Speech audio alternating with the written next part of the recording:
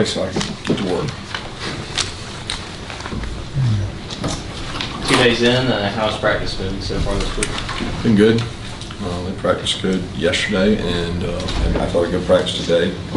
Some highs and lows, and some ups and downs, but like I always say, it's like a broken record. If it's cool outside, we tend to practice better, and if it's hot outside, we tend to struggle. But it was cool today. They had good spirits. Thought we had good prep. Coach, obviously it's an 11 a.m. local kick. I'm curious what the game day schedule is going to look like. How do you keep the guys up and ready to play? Exactly like we do everything. So it'll be 8 o'clock pregame meal Eastern time, 7 o'clock their time. Steak and eggs. Be ready to go play. I mean, we've done it before. We got to do it again, and we'll do some biorhythm prep the day before and try to get them up early, consecutive days, and get them used to it. They're young, they can handle it. Yeah, Kirby, with Jaylen, I mean, confidence is something you've mentioned with him a lot. And how have you seen him continue to grow his confidence, and how hard can that be for a corner in this league continuing to develop that confidence?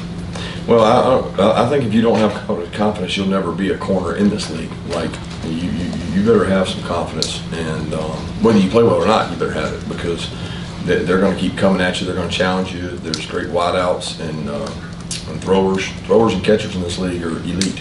So, you know, you're going to have some plays you don't win. You got to believe you're going to win them all. And I think he has a very quiet confidence about him. He's a very intelligent young man. He works really hard.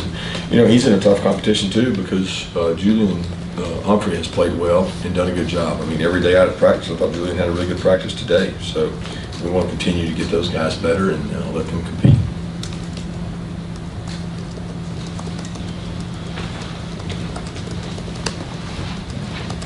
Through 6 games, what have you thought of how your secondary has played and developed, and what areas do you want to see improvement going forward? I'd like to gain some more depth, skies better, tackle better, punch out more balls. Coach, I'm asking about Robbins real quick. It looked like he was out of his boot during the game. How's he progressing right now? He is getting closer, dry land running, weight bearing running, but doubtful for this game. But he is closer. I mean, he's out there running around. He's not practicing with us.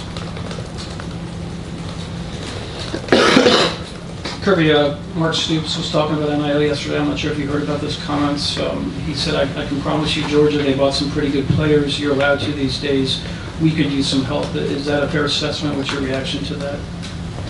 No reaction. There's much to do about nothing, really. I mean, I think Mark's trying to garner interest in money from his fan base for his collective, and we're all trying to do the same in terms of trying to get money for our collective. And Mark and I talked about NIL pregame, and we talked about it in our meeting. So I'm not biting on that.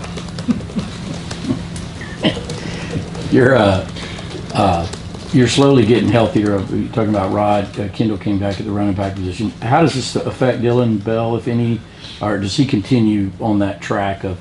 He mentioned last week he loves the idea of being a dual role player. Yeah, it's just a matter of where we are at back. We do have Kendall back, and he seems much more healthy, and Dejan back, but Dylan gives us a lot of versatility to do other things. He's gotten better in his protections, picking things up, IDing things, understanding jet protection, understanding slide protections. He's getting better at those things. So we want to continue to grow his arsenal of plays and continue to use him as a wideout. So that's probably not going to stop regardless of who's there. Yeah, Coach, just to continue on areas of growth, where do you want to see Carson Beck continue to improve at the quarterback position, his play specifically? Mobility, getting in and out of the pocket, decisions when to tuck it down and run versus stand in and throw, and some design runs probably wouldn't hurt him around the red area and things that he can do. He's a good athlete, and the 1 or 2 plays a game that he puts us at risk, removing that is the most critical thing, decision making. Kirby, let me try on disconcerting signals again. Talk to Steve It's Shaw. complicated. I talked to Steve Shaw today, I did some research. LSU, Missouri, there were 3 of those, but they were all clapping. Alabama did it against you in the championship game, that was clapping. Your 2 have been not clapping. Do you think they got it right, or is it too open to interpretation? No, they probably got it right, but there's been ones that we got right too, and you know, and they weren't called. So it's a matter of doing it the way you're supposed to do it, and that's what our kids are coached to do it the way you're supposed to do it. And sometimes the kids overdo it, and that draws a penalty. But I don't know. I saw some the LSU Missouri plays that weren't clapping. So I don't know if that's exactly right in terms of clapping, but clapping is the most often way it happens. But they don't get that either, because Auburn clapped 5 or 6 times and they didn't get it. So it's one of the most hardest things to officiate in all of sports is that, and that's sometimes very subjective. So it's complicated. Coach, what have you seen from Rara? He had a big game, big catch the other night, just on his development and his picking up for the offense. He's gotten better every week. You know, he probably struggled a lot in the spring. He grew a lot during camp. He went through some hamstring issues. He learned how to work his way through our practices and how many reps and physical and the way we go about things. And he learned how to play special teams. I mean, it's like all this world of stuff coming at him. And that's what he said he wanted when he came here. He wanted to learn to be a complete wideout and play special teams and learn in a pro-style system. So he's doing that step by step, and to the kid's credit, he's getting better every week. Hey, Coach, you've mentioned many times the importance of establishing depth. I just wanted to know your evaluation of your team at this point in the season. Which position groups do you think need the most help in terms of establishing depth? Are you talking about because of injury or just a healthy roster?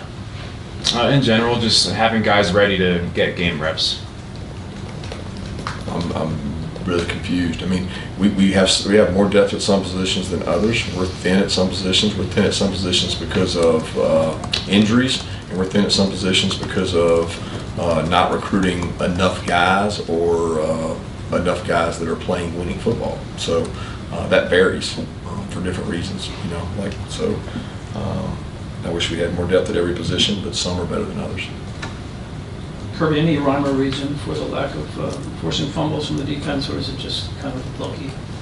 I don't know. I don't know if we have less snaps. I would love for that to be my excuse, that we get off the field on 3rd down so we don't get as many opportunities, but we still have a lot of snaps when we get an opportunity. We forced one, we didn't get it. You know, David Daniel pumped it out and we didn't recover it, but we give rewards in points. Kids compete each week for points, and we give points for strip attempts. So since we've started going up on those point awards, they all compete to have the highest points. The strip attempts have gone up, but the fumbles haven't. So we continue to chop wood, and usually those things come in bunches, and if you keep doing it right, it's kind of like our offense, you know. You keep working, you keep improving, you keep doing it, and they come when you need them. Coach, last week when we talked to you, you mentioned Andrew's interest in football. It doesn't have to necessarily be Andrew, but in general, if your child wants to maximize their potential in the football world, how do you go about approaching that as a parent? Depends on the age.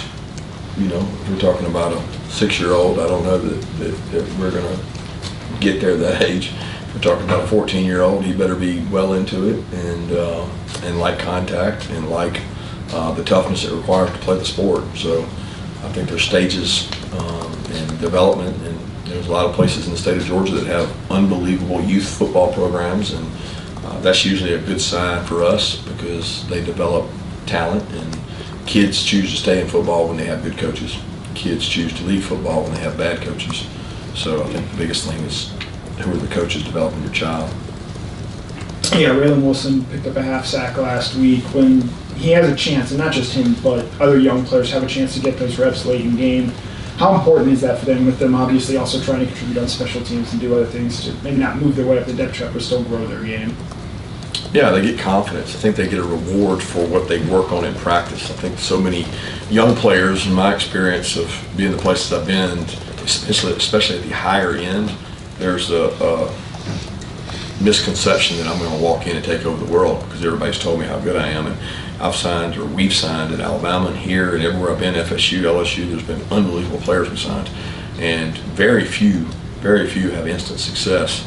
So they have to go through that process of failure, and failure is good for these kids because it's going to be hard in life and it's going to be hard what they do. And I'm proud of a lot of the freshmen getting some opportunities in these games we've had leads in, but they got a long way to go to be ready to contribute like a starter.